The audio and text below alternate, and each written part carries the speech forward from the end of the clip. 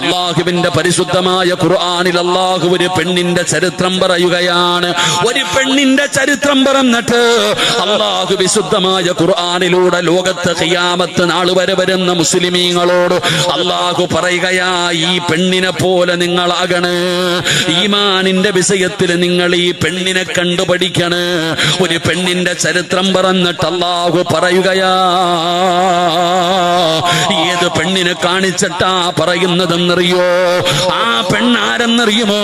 ഒരു പ്രവാചകന്റെ മകളല്ല, ഒരു പ്രവാചകന്റെ ഉമ്മയല്ല, ഒരു പ്രവാചകന്റെ ഭാര്യയല്ല, പ്രവാചകന്റെ കുടുംബവുമായി യാതൊരു ബന്ധവുമില്ലാത്ത ഒരു സാധാരണ പെണ്ണിനെ കാണിച്ചിട്ട് ഖിയാമത്ത് നാൾ വരെയുള്ള മുസ്ലിമീങ്ങളോട് അല്ലാഹു പറയുകയാ, കണ്ടുപഠിക്കടോ, ഈ പെണ്ണിന്റെ ഈമാൻ കണ്ടുപഠിക്ക് എന്ന് എന്നോടും നിങ്ങളോട് അല്ലാഹു പറഞ്ഞു തരികയാണ്.